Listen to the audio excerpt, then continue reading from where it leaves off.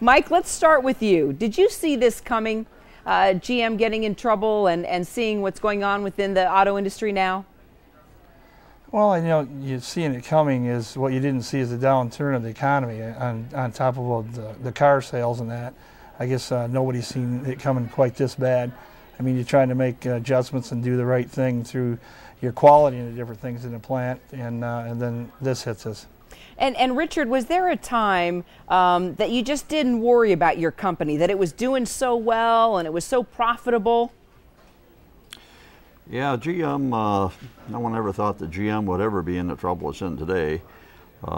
It's just almost unbelievable. I don't know what the answers are, but it's been a real shocker. What do you think happened, Richard? What did you do differently decades back versus what's going on right now? Have you been able to pinpoint anything that you see as a big difference?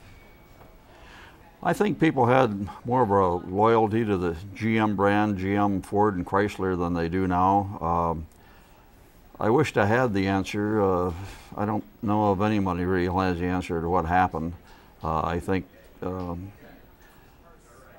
it's just kind of overwhelming. Well, when you were working in the company, Richard, I mean, it was during the Korean War, right? Correct. Mm-hmm. So what did you build? Did you build jet engines? I mean, I remember there were even bazooka rockets that were in the plant at that time. Do you remember all that? Tell me about it. Oh, sure. I can remember back before my time even. The Second World War, the Korean War, the Cold War, General Motors, Ford, and Chrysler.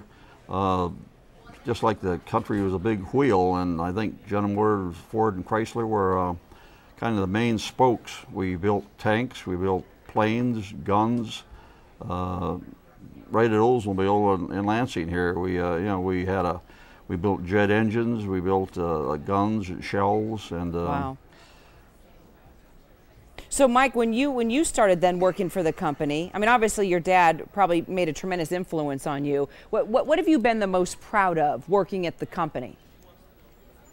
Well, the products that we build. When I hired in, I hired in the engine part plant, and I was broaching connecting rods is what I did in our engine assembly part. And the different vehicles we made over the years, I guess, have been pretty proud of the 98, the 88 Oldsmobile, the Cutlass.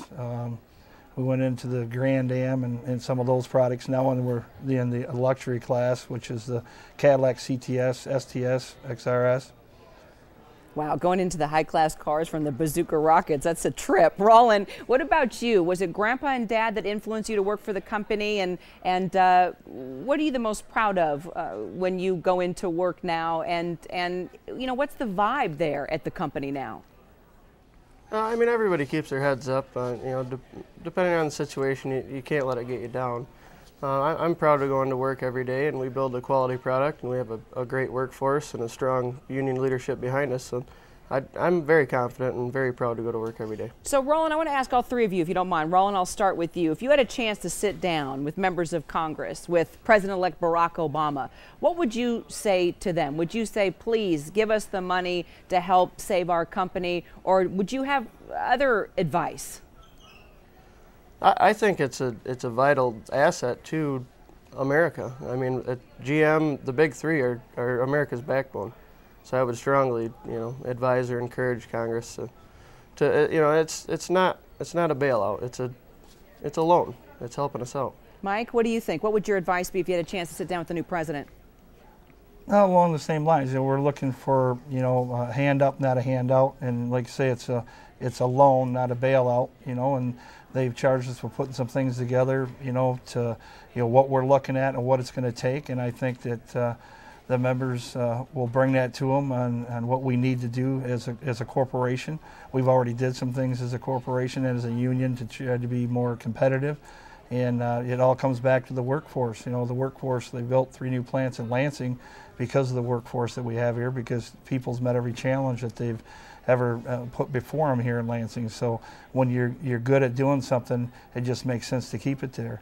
And the effect on the trickle-down effect is what you're more concerned about. Do people really understand that if something happens to the big three, how it affects not only the Lansing community, but all the small towns and communities around it? Oh, sure, and all the how businesses. It comes down. Well, exactly. And Roland, I know that you've had to take a pay cut. So I'm curious, and any one of you just pipe in on this. What we found out with regard to the money that these CEOs make at these companies and flying their private jets and not flying commercially. You know, they've been taking a lot of heat for the large amount of money. How does that make you guys feel, especially when you've got 300 years of your family involved in this company? How do you deal with that? How do you process that, Richard? Well, or go ahead, Mike. Well, I mean, you hear about that, and I guess that makes news. They come down there. I'm sure if they had that to do over, then again they would. They didn't say anything. Myself, along with the president from 602, Brian Fredline, my chairman Jack Graham, we went to Washington. We borrowed a motorhome. We got in it. We drove down there, and we went to the House. We went to the Senate. Talk to the people we thought we needed to talk to plead the Main Street case is what we're looking at. We're talking about ordinary people that we actually build something, we do something, and we sell a product. So, we drove down, we drove back. That doesn't maybe make as good a story as them flying in on their corporate jets. I guess I would say lead by example, and I'm sure that'll come, when it's been pointed out, and everybody's dwelling on that. I'm sure that won't happen again. And, you get back to the mainstream of what's really happening, and I guess that's kind of little. Well, it's guys like you that keep those company going, and those CEOs can't forget that. Mike, Richard, Roland, 3 generations there, 300 years total. That's amazing. Thanks for spending some time with me, guys. Thank you.